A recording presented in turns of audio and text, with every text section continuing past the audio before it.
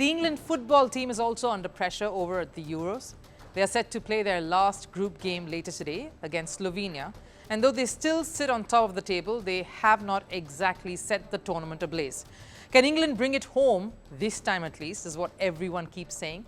I caught up earlier with former England player Michael Owen, who spoke about why England is a team under pressure, what are the reasons for why they are going about it the wrong way.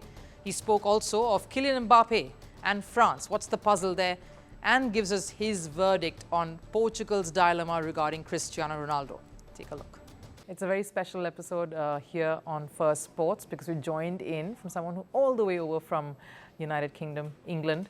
And as we know, the Euros is underway, and someone to shed more light on all that's happening, and particularly with one side. He's someone who's been under pressure himself. He's seen all the different levels of international football. Michael Owen, former footballer, and of course someone who's here to give his expert thoughts on Sony Live, which is broadcasting Euros. Thanks for joining us, Michael. A pleasure to speak to you here.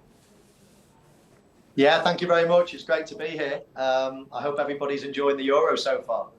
There have been some amazing results already. In fact, that was my first question. A few upsets, a few interesting results. What would your pick be? If you could pick a moment that's kind of defined the football so far, what would that be? Oh, it's very difficult to pick one. There's obviously we're getting to a stage of the tournament where we're seeing teams going out of the competition, a little bit of jeopardy towards the end. I've been very impressed with certain teams. Germany have been very solid throughout. Spain have been very impressive. Portugal, they've looked very clinical so far. So I think there's been some really good performances. I mean, one of my dark horses before the competition was Hungary, and I thought that was going to look really dodgy, but then they managed to scrape through last night against Scotland. So England not playing very well so far, that's another story. And my pre-tournament picks, France, they're looking quite strong as well. So there's lots of stories, lots of good young players emerging in the tournament as well. So I think there's stories everywhere. Yes, and you've sort of highlighted a few things that I really want to pick your brains for, but we'll start off with Germany because that's the first team you mentioned, and they're through as well to the next round. Are they set to break the jinx of the host country and no Euros title? Well, they could be. When I was looking at the competition before the tournament, I had them down as my third choice.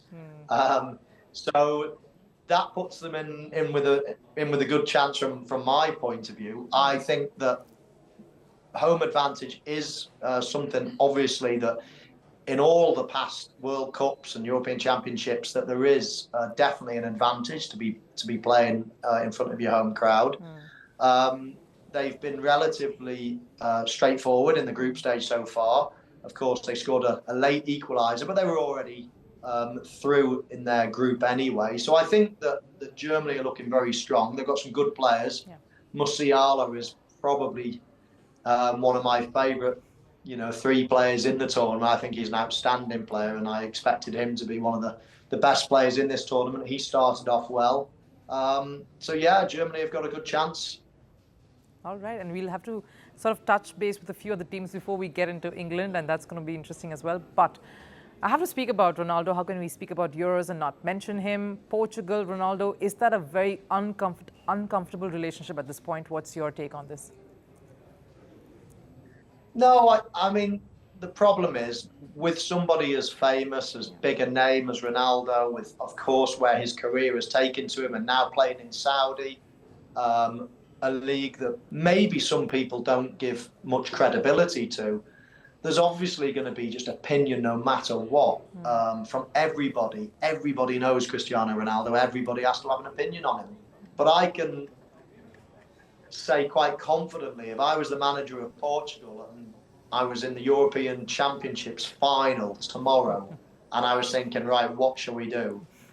I mean, I would have to play him. I would have to put him. He would be one of my first names on the team sheet. He still scores an incredible amount of goals. He still sends shivers down the spine of anybody that's about to play against him. He still rises to the big occasion. There's nobody better, really, on big occasions. He scores big goals, and you would expect him to, to score those goals in a huge encounter. So, as much as some people think, oh, he's too old, he's too this, he's too slow, or whatever they think nowadays, he's still an incredible player that given a chance, I would still, have my money on him to score a goal. Penalties as well.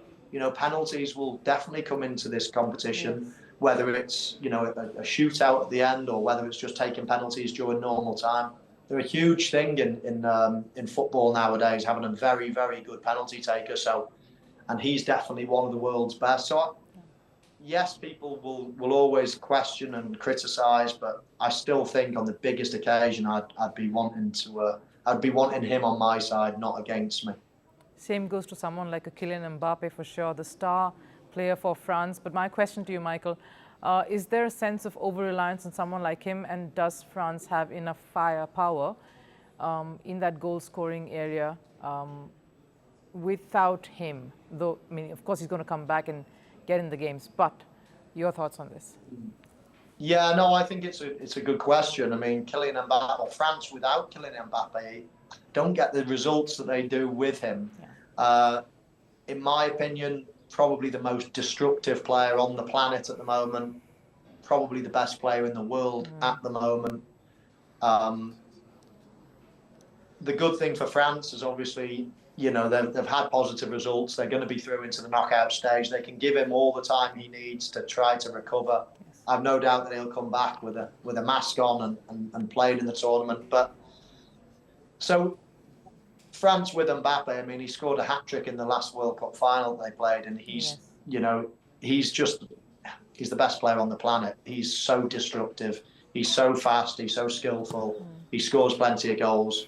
I mean, France in the knockout stages with Mbappe in the team are going to be the team that everybody wants to avoid.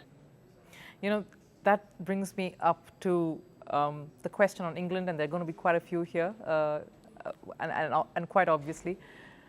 Every big tournament, there's always this question around England. It's persisting here as well, unsurprisingly. What do you reckon? And they've had a bit of a mixed start to the tournament. What do you reckon are the issues that a team like England is dealing with, if any? Well, no, there's plenty of issues. I was being polite. It depends where we start. Right, on the playing point of view, we're obviously not played well in the first couple of games, but we are a team that has played well in recent times. Obviously, the last two competitions, we got to the final of the European Championships and then the semi-final of the World Cup. So we're a team that is doing okay, doing quite well in major tournaments in recent times. We're struggling a little bit with the balance of our team. Gareth Southgate is adamant that we always need to play with two holding midfield players, two number sixes.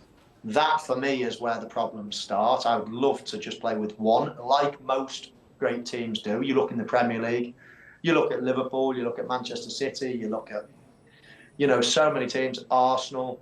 Most teams play with one central midfield. I don't think we need anybody more than Declan Rice in there. And then we can get extra players, extra attacking players in the team. The likes of Cole Palmer should be playing, of course Bellingham, of course Foden, we've got Saka or Anthony Gordon. There's so much attacking talent. And I think our strength lies with attack in our team. So I'm not surprised because he's always done this, Gareth Southgate, but it's frustrating that we don't get our best players in the team because of an over-reliance on a negative position. So on the pitch, I think that's a problem. I do think he will change the team slightly, but I'm not sure he will change the formation. So it's probably not going to help too much, although fresh face may change things a little bit. Harry Kane... In terms of the rest of it, we obviously England have a problem all the time with the pressure. We've got, we've got pundits, we've got the press, we've got the whole world that think we should win every tournament that we enter. It's not quite as easy as that. So the players have to manage all that as well as trying to put in a good performance on the pitch. So lots of hurdles for England to overcome, but we'll see how we get on. Harry Kane recently gave a statement as well, Michael, that everyone talks about the pressure on the England team. Everyone says, why aren't you doing it this time? But this has happened time and time and again. It's not just with us. Do you agree that it's not just something that's, of course, different kind of issues, but there's something that's persisted over years with various England sides? Yeah, of course we haven't won a major tournament for 50 odd years, or just under 50 years, I think. But not many teams have. Yeah.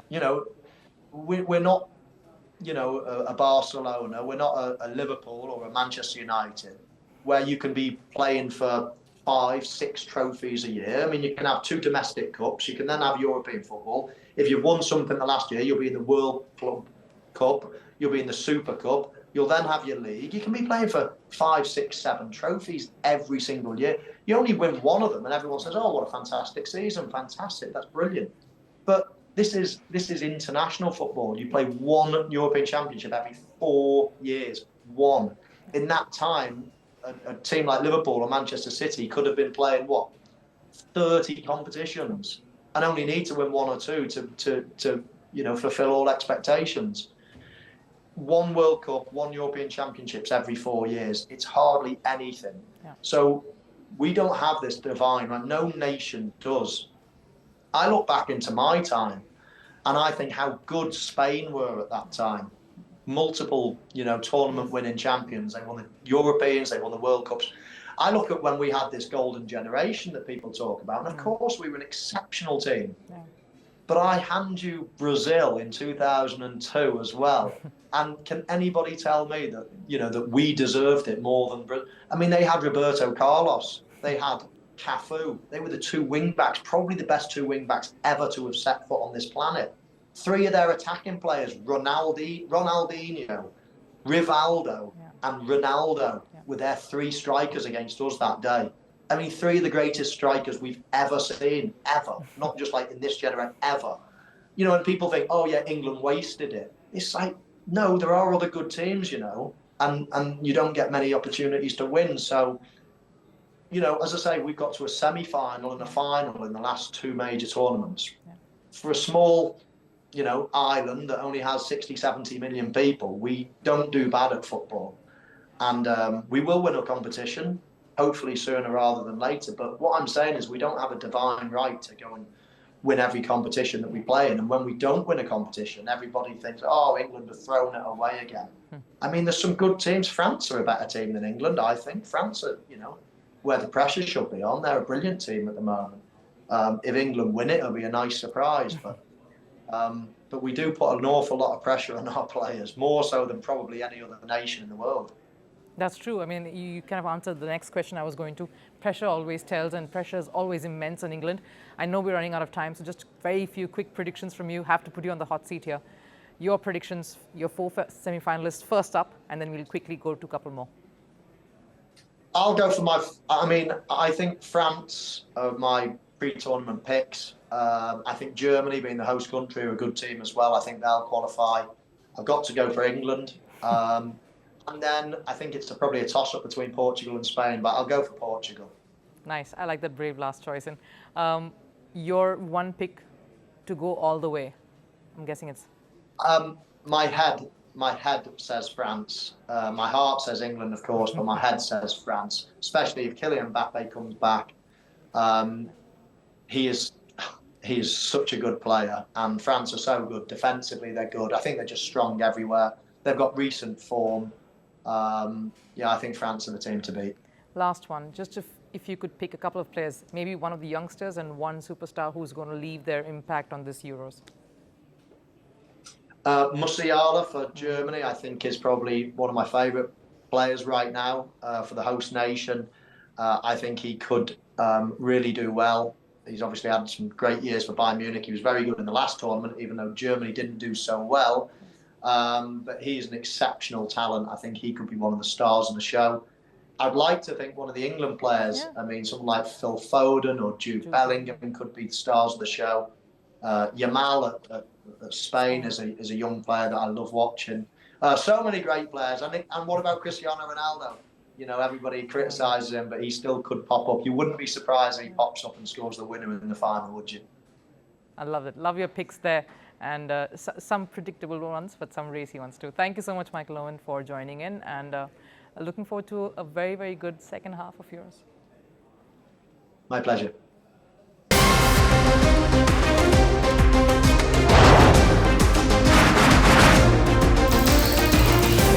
On the show today, the T20 World Cup bandwagon has moved across to the West Indies. What can we expect